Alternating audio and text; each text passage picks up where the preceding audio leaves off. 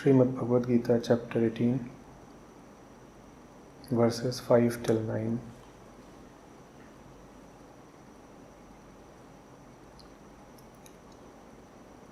The work of Yajña, gift, and austerity should not be relinquished, but it should indeed be performed. For Yajña, gift, and austerity are purifying to the wise. But even these works, O Pārtha, should be performed, leaving attachment and the fruits. Such is my best and certain conviction.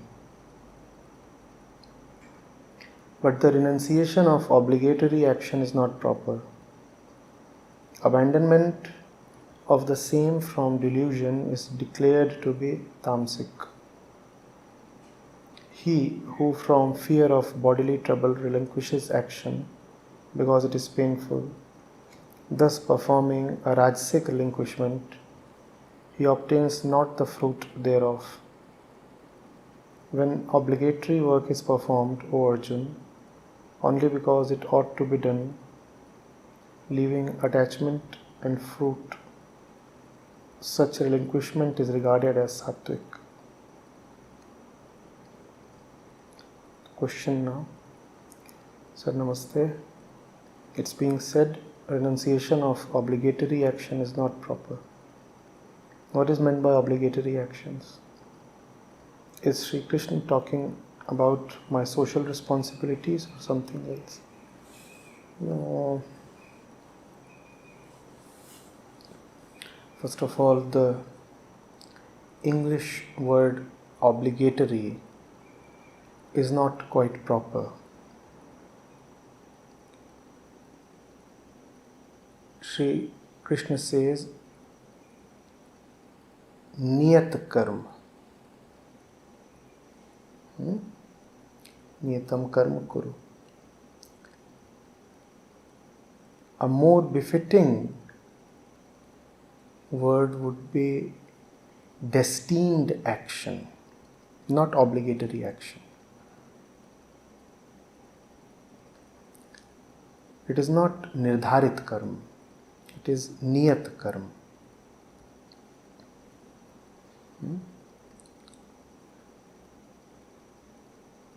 It's not quite an obligation.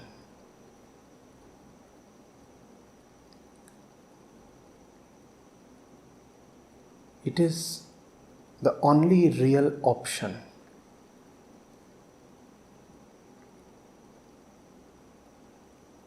It is your destiny. You are being advised to do that which your destiny has anyway preordained. What is it that has been preordained for you by your destiny? Social responsibilities, familial responsibilities, following the code of your sect, cult or religion, following the dictates of your desires and fancies. Is that your destiny? Nobody in his right senses would agree to this. Destiny is the end. Destiny is the final point for the sake of which we all exist and keep moving. What is it that we finally want? Where is it that we ultimately want to reach? That is destiny, obviously. Destination. The end. The summit.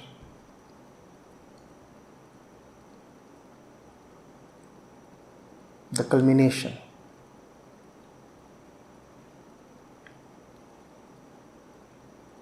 The total fulfillment.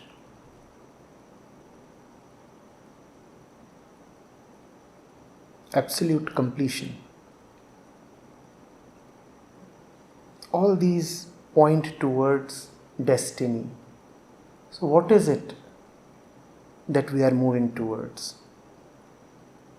Look at any human being, any conscious being. What is it that they ultimately want? We keep wanting, right? What is the ultimate want? Here is a hint. If the want is really final and ultimate, then it would leave you with no residual or next want. So we want to reach the end of wanting.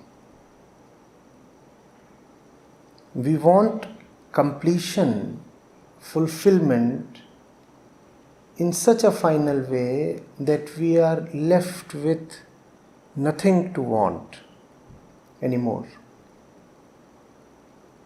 That's the destination. That's what all spiritual process is aimed at. A peace, a contentment so absolute that you are left with no trace of incompleteness, bitterness, hope, future, desire. That's the destiny. That's the destiny because if we don't reach it, we will keep moving. How can you stop if you are still discontented? How can you stop if you are still unfulfilled? You will have to continue your movement just as it has continued since time eternal.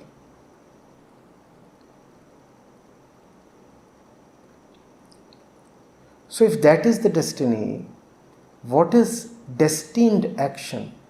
Niyat karma.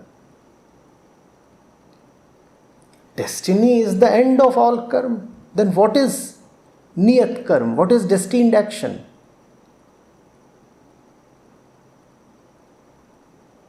Go into it. You have to act in a way that brings you to your destiny, and destiny is the end of both the actor and action.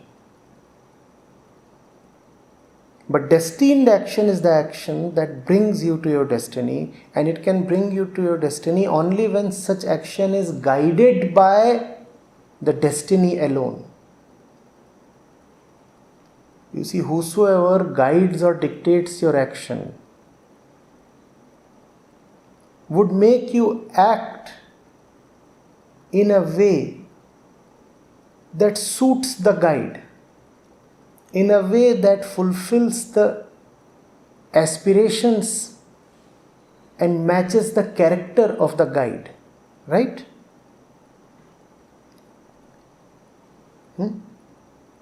If you are to reach your destiny, then can miscellaneous forces of Prakriti be the right guide for your movement? If miscellaneous forces are guiding you, they will direct you towards miscellaneous destinations. Isn't that obvious? If you are to reach your destiny, then only your destiny can guide you. And if your destiny is truth, then only truth can guide you towards truth. Only truth can illuminate your path towards the truth.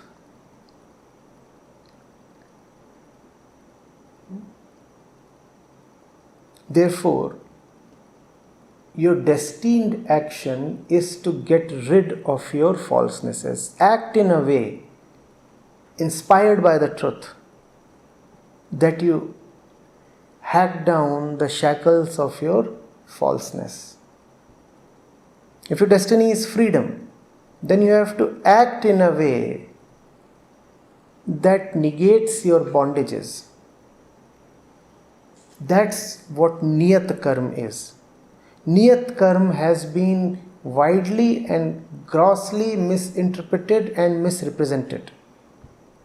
People have said niyat karma is obligatory action, which means you have to do things that the society expects of you, or stuff that your culture expects of you, or you have to engage in particular types of behavior or conduct, and that they have named as obligatory action. It is not, obviously. Your obligation is towards no one except Krishna. Is that not the essence of the Gita? Even if you are to engage in obligatory action, who is it that you are obliged to?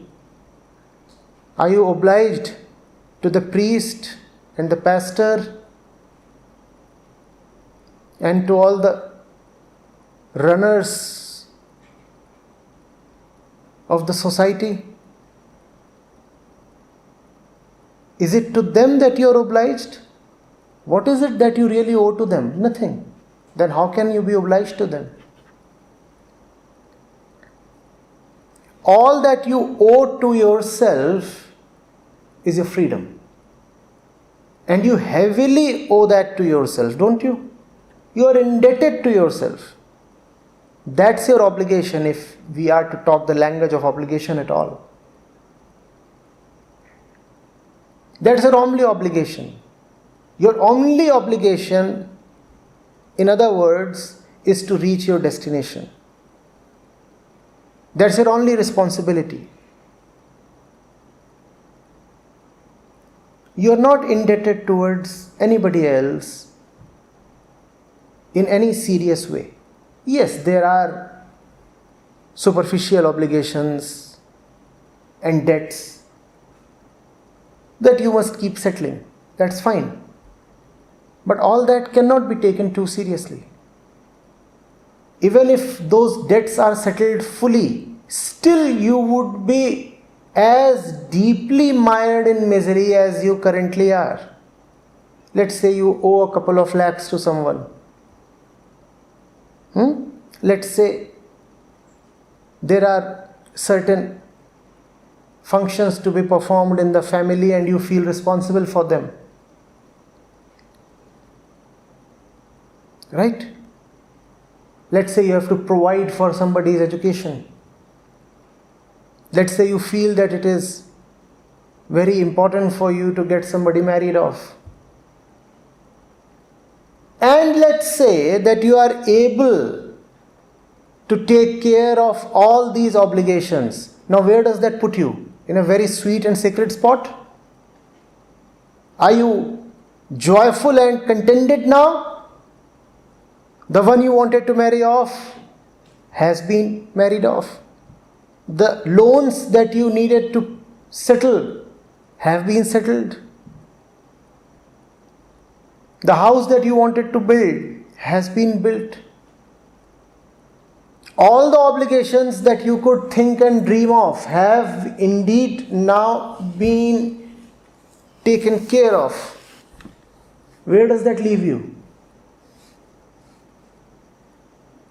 Free? Liberated? So, fine, it's a part of the drama of life that you keep settling some dues. There are no free lunches. If you just have enjoyed a full meal somewhere, it is obligatory upon you to settle the bill. It's all right, keep doing all those things. But those things can't be taken very seriously because they aren't seriously going to take you to your destination. To go to your destination, your internal compass has to be aligned in a very different way. It has to be aligned to a very different field. Are you getting it? Even while performing your so-called daily routine, you have to constantly keep thinking, how are my actions directed towards my liberation? How are my actions directed towards my liberation?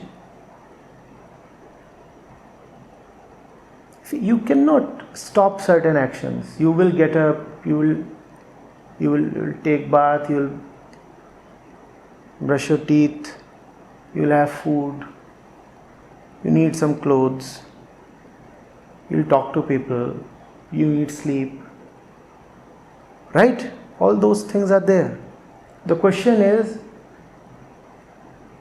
those things are indispensable, but have I aligned those actions with the greater direction of my liberation? Being a human being, you will walk, but which direction are your legs taking you? Being a human being, you will talk, but who is it that you are talking to? Being a human being, you will eat, but how really have you earned your bread? In whose company are you breaking your bread? Those are the questions that you seriously need to answer. Those are the questions that will decide whether you are doing your niyat karma. Niyat karma, I repeat, is not about sticking to a particular code of pre-decided conduct. Niyat karma is a very lively and dynamic thing. Every moment you have to be alert and conscious. Every moment you have to keep asking yourself, this action that I am doing, this decision that I am taking, is it leading me towards liberation, or have I given in to my ego? Where is this coming from, and hence what is it taking me towards?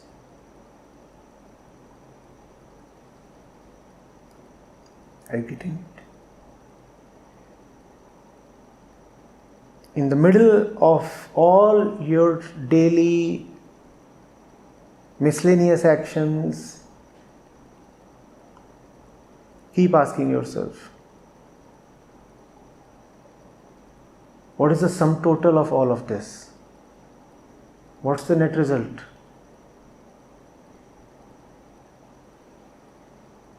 Am I getting lost in the maze of the 1,000 little things that happen to me daily?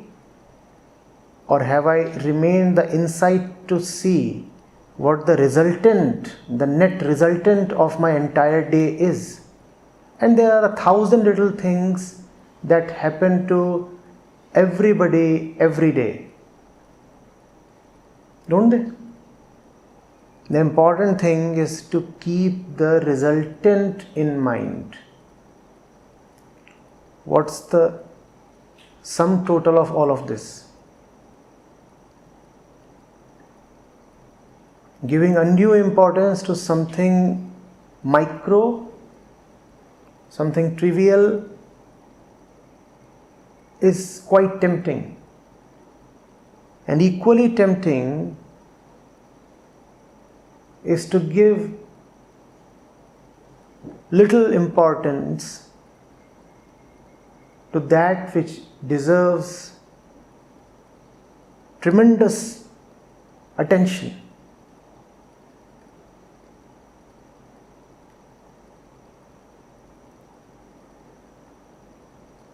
The little things that we do every day, I repeat, are unavoidable. What is, however, possible is to align them to the one great thing that we live for. The man living badly sleeps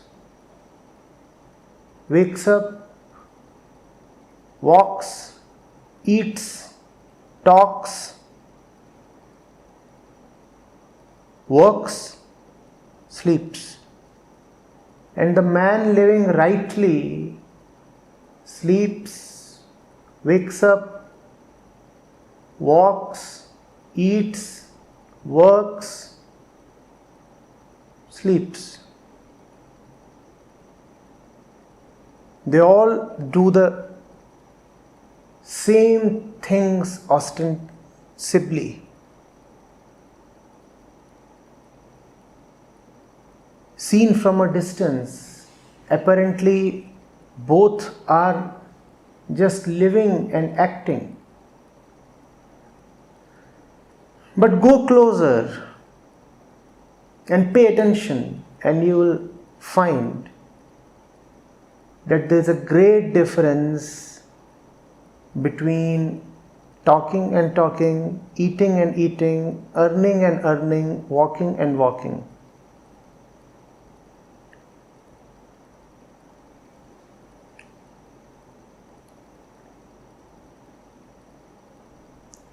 Gautam Buddha was walking the jungles, so were 1,000 robbers, right?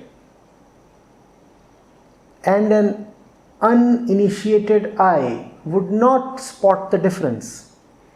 So, one fellow just walked past me. He was Gautam Buddha. And then there is another fellow who walked past me. He is a robber. They are the same because both are just walking. But there is a great difference between walking and walking. When Gautam Buddha is walking, his walk is aligned with his destiny. His walk is being controlled now by something beyond the ego. And when the robber is walking, his steps, his walk are being commanded by something very trivial. That's the difference. That alignment is extremely important. And alignment is a modern and moderate word. In classical spirituality, this alignment of your daily life with your ultimate purpose is called surrender. You do whatever you do, but you surrender it to an ultimate purpose. So you do speak, you do shout, you do stand still, and you do run hard. You do all those things, but all those things are now being done at the command of something far bigger than your limited interests, your limited ego.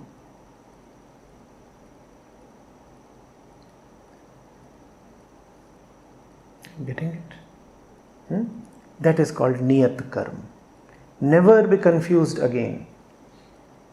Niyat karma is not what the elders have decided for you. Niyat karma is not what the traditions have decided for you.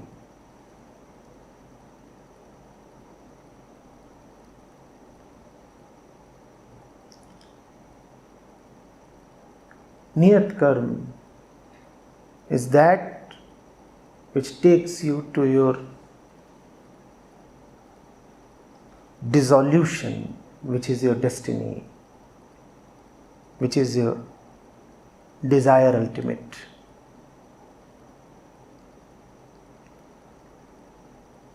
Born a human being, you will have to act. Act rightly. Act for the right purpose. Live for the right end. That alone is the right life.